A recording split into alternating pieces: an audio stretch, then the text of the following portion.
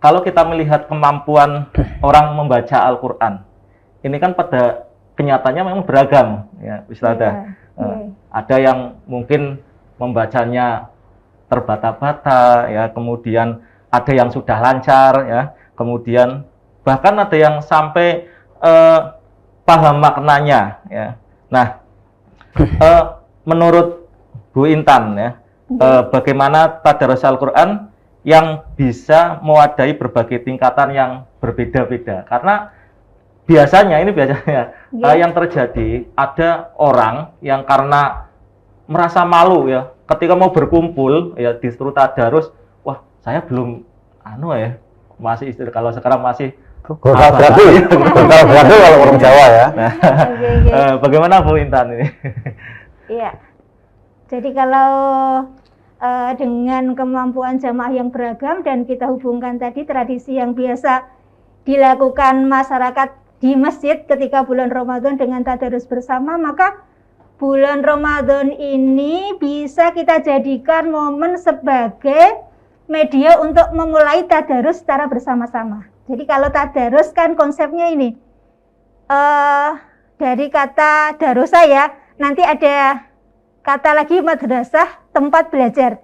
Jadi yang namanya tadarus Al-Quran itu adalah tidak hanya membaca Al-Quran, tetapi juga sekaligus mempelajarinya.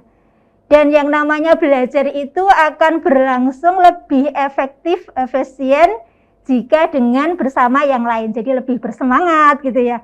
Jadi untuk bisa saling mengoreksi, mengingatkan. Nah, di bulan Ramadan ini ketika banyak masyarakat berduyun-duyun ke masjid, kita mungkin awalnya bisa secara non-formal gitu ya, ngobrol-ngobrol, terutama dengan ibu-ibu kan biasanya suka ngobrol gitu ya. Ngobrol yang pertama tentang arti pentingnya kita kenal, kemudian dekat dengan dan akrab pada Al-Quran.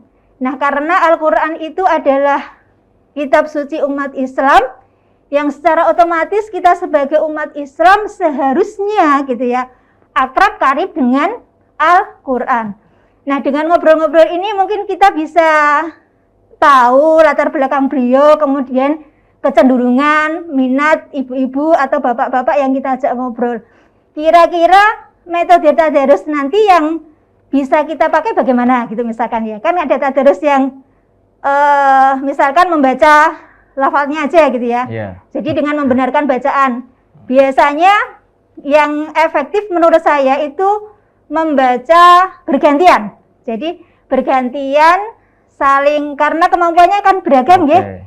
Jadi kalau kita membaca bergantian, saling menyimak, saling mengingatkan, karena ada beberapa orang yang ketika membaca sendiri terasa benar ya. Baru kita sadar ada banyak kesalahan ketika itu tadarus bersama. Jadi disimak yang lain. Karena memang Al-Quran itu sangat menurut saya sangat detail dalam cara pengucapannya gitu ya. Tidak saja makhraj bagaimana huruf itu keluar dari mulut kita, tetapi juga sifat-sifatnya berbeda. Meskipun makhrajnya sama, tetapi bisa jadi karena sifatnya berbeda, jadi keluarnya berbeda. Nah, ini yang pertama tadi ngobrol, kita tanya teman-teman yang lain, jamaah yang lain bagaimana bentuknya gitu ya. Apakah itu hanya tilawah, kemudian atau membaca lafal Al-Quran itu bersama artinya, atau mungkin malah ada diskusinya gitu ya. Kadang kan ada istilah-istilah tertentu di dalam Al-Quran itu yang yang maknanya itu sangat beragam gitu ya. Misalkan tentang perempuan, itu ada beberapa istilah di dalam Al-Quran. Misalkan Anisa gitu ya, itu perempuan gitu. Tetapi ada istilah lain, yaitu Al-Mar'ah juga perempuan, Al-Unsa juga perempuan. Nah, itu arti pentingnya diskusi, sehingga dengan memahami makna yang ada di dalam Al-Quran, kita berharap kita akan semakin karib dan cinta terhadap Al-Quran. Yang kedua, mungkin setelah kita tahu aspirasi teman-teman yang lain, kita bisa menentukan kapan waktunya, apa seminggu sekali, apa sebulan sekali, atau setiap habis sholat fardu, tapi kayaknya ini agak sulit ya. Tetapi ada beberapa ibu-ibu yang karena mungkin semangat girohnya dalam belajar Al-Quran itu luar biasa gitu ya. Ada memang ingin belajar intens untuk meningkatkan kemampuan dalam membaca Al-Quran. Dan yang ketiga, kita bisa membuat bentuk yang beragam. Jadi tidak hanya satu model saja. Misalkan jamaah tadarus kita banyak, kita bagi berdasarkan minat atau kemampuan mereka. Misalkan begini, bagi yang kelas khusus gitu ya, kelas khusus. Menurut saya semuanya bisa jadi khusus ya.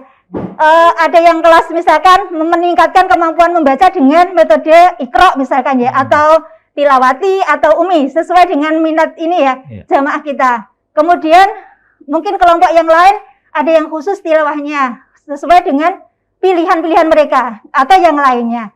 Nah, ini mungkin yang perlu kita dalami dan itu tidak harus bentuk itu tidak harus monoton, bisa kemudian kita sambil berjalan mungkin akan mencari format yang lebih pas gitu ya, supaya tadarus berjalan dengan efektif. Dan tak lupa kita selalu memotivasi kepada para jamaah agar ini ya tidak perlu berkecil hati ketika kemampuan membaca kita itu kurang bagus gitu. Karena tidak ada yang manusia yang sempurna ya. Kita hidup selalu belajar dari ayunan sampai ke liang las. Bagaimana hadis yang tadi sempat Pak Asyad kemukakan ya, bahwa barang siapa mahir membaca Al-Quran, maka ia bersama malaikat-malaikat yang mulia. Tetapi bagi orang-orang yang terbata-bata gitu ya, terbata-bata dan kesulitan untuk membacanya, tetap mendapatkan 2 pahala. Tetapi kita memahami hadis ini tidak hanya tekstual ya, tetapi hadis ini adalah hadis motivasi ya. Jadi membaca dengan terbata-bata saja pahalanya 2, apalagi yang lebih dari itu begitu. Jadi biasanya ini terutama ibu-ibu yang namanya motivasi itu sangat perlu gitu ya. Sangat perlu karena sikap. Ya sebenarnya nggak hanya ibu-ibu. Tidak ibu, karena saya ibu mungkin lebih banyak ngobrol dengan ibu ya Pak Asyad ya. Jadi tahunya dunia ibu-ibu gitu ya. Kadang mereka juga mempunyai permintaan khusus di luar forum tadarus yang resmi di masjid. Misalkan habis sholat nanti saya minta tolong didampingi ya untuk belajar membaca gitu. Saya sering melihat di Masjid Beteng Binangun dulu ya. Ini. Jadi kalau saya belanja sering lihat 1-2 ibu atau 3 gitu. Belajar sendiri Al-Quran gitu. Rajin sekali Bu. Iya, malu sama yang lain sudah pada pintar-pintar. Jadi itu tadarus itu membuat kita semakin bersemangat gitu ya, kira kita terjaga gitu ya.